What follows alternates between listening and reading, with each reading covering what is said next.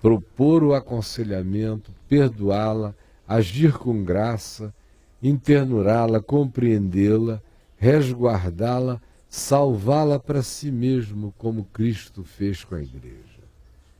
Isso é maravilhoso, isso é graça de Deus, não tem sinos tocando, não tem velas acesas, não tem pastor nenhum fazendo nenhuma mandinga, e a graça de Deus agindo no amor. Quando aquele dia se abrir e a revelação celestial acontecer, nós vamos descobrir a quantidade enorme de ministração da graça nos ambientes irreligiosos, nas famílias, no interior das casas, nos lugares onde ninguém dizia que era cristão, mas Cristo era daquelas pessoas. Era o nome invocado na angústia, no desespero, na desesperança, como diz Paulo, em toda a família debaixo do céu. E é a bondade dessa graça que restaura esse casamento e essa relação. É sempre o perdão e a graça que podem restaurar todas as coisas. E o Braulio está aqui com o chat aberto. E aí, Braulio? Isso aconteceu comigo no ano passado, com meu marido. Decidimos nos mudar para a capital e só nos víamos no final de semana por causa do trabalho dele. Aham.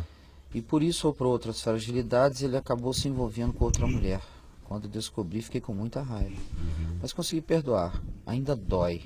Nós conseguimos superar juntos com amor e muita oração, cara. Sacaneei meu marido no início do nosso namoro. Foi um erro que pago a preço de sangue, pois me arrependo muito porque hoje vivo um casamento infeliz. Ele não me perdoou, já fazem 4 anos. Foi no início do namoro? No início do namoro. E eles casaram sem perdão. Casaram sem perdão. Ele não me perdoou, já fazem 4 anos que isso aconteceu, mas ainda vivo como se fosse ontem. Nos traímos outras vezes depois disso, mas não doeu tanto quanto da primeira vez. Não sei o que fazer. Me ajudem, por favor. Pelo amor de Deus, olha, ela traiu antes. Ele não perdoou. Casaram sem perdão. O casamento é um inferno. E ela conclui dizendo, nos traímos. Significa que ela do seu lado o traiu e ele do lado dele. E se não houver da parte de vocês dois uma conversão à graça de Deus, que reconhece o seu pecado com dor, com culpa. Culpa é uma bênção.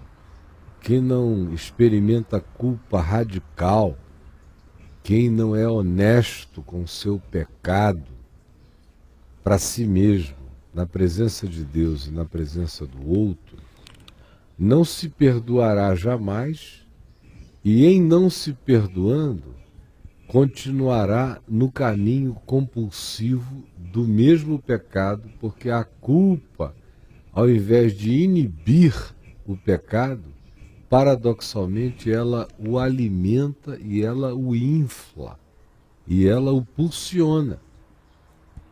Isso do seu lado, está aqui escrevendo para nós, como mulher. Do lado dele, eu não sei se ele é discípulo, mas se ele é discípulo, ele é um discípulo que não aprendeu nada sobre Jesus até agora, nem sobre o Evangelho. Aparentemente ele pode ser no máximo um membro de igreja, mas não um discípulo da consciência do Evangelho. Porque se o fosse, ele teria perdoado você e teria 2 opções depois de perdoar você no namoro. A primeira seria perdoar você e terminar com você. Era um direito dele. Às vezes a pessoa fica sem condições de prosseguir, mas não jamais sem condições de perdoar. Eu digo aqui que até para que casais se divorciem, eles precisam se perdoar.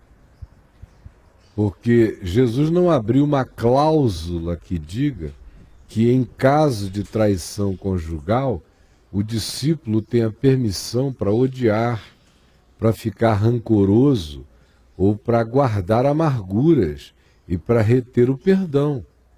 A gente é chamado a fazer isso com o inimigo, com qualquer um que nos trai em qualquer nível ou instância da vida, quanto mais na conjugalidade. No seu caso era o namoro. Primeira opção é dizer, olha só, você está perdoada e eu estou liberando você de qualquer vínculo comigo, vai viver a tua vida, porque eu sou um cara limitado. Eu não sei se eu vou conseguir desenvolver confiança, tranquilidade, paz de espírito. A imaturidade é minha em relação a isso, mas você está livre. A segunda opção era, em havendo consciência, que junto com o perdão consumar todas as coisas e ele ter dito, eu creio em você, zerar o que tinha acontecido e prosseguirem juntos. E aí o resultado não teria sido esse, no qual o relacionamento de vocês desembocou. Um casamento de inimigos, um casamento de suspeições, um casamento de pânico, um casamento de amargura da parte dele, de culpa da sua parte.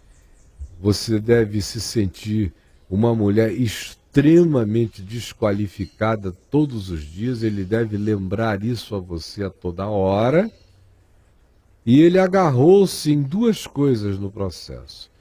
No fato de que você o traiu primeiro, e ele dá uma carga à sua traição maior do que as traições dele, porque você é mulher, aí na cabeça machista, chauvinista, perversificada do bichinho, ele hipertrofia, hiperboliza o significado da traição feminina e cria, em segundo lugar, um precedente, cria uma indulgência, uma autoindulgência, recebe uma carta de alforria para as suas próprias traições.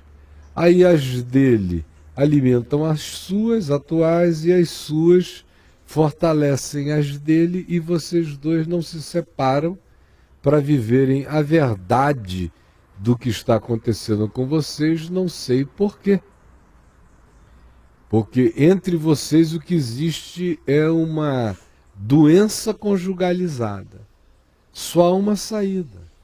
Ou vocês dois se arrependem dos pecados cometidos, você dos pecados e traições que cometeu contra ele de ter casado com você para torturá-la o tempo todo e no processo ainda justificar suas próprias traições, ou então, minha querida, como só fazem 4 anos que vocês estão nesse inferno, é melhor pará-lo com 4 anos de idade do que com 18, onde você já vai estar inviabilizada para muita coisa na vida, amargurada, adoecida, quem sabe com doenças somatizadas no seu corpo e na sua alma, e ele terá se tornado um canalha. Ele, no papel de carrasco da sua vida, vai se tornando um ser perverso, perverso e perverso. Quanto mais ele age assim contra você, mais ele se perversifica. Mais culpada você fica, mais você sangra e mais latentemente existe dentro de você a pulsão para o erro e para a cauterização do erro, que foi o que você disse por último.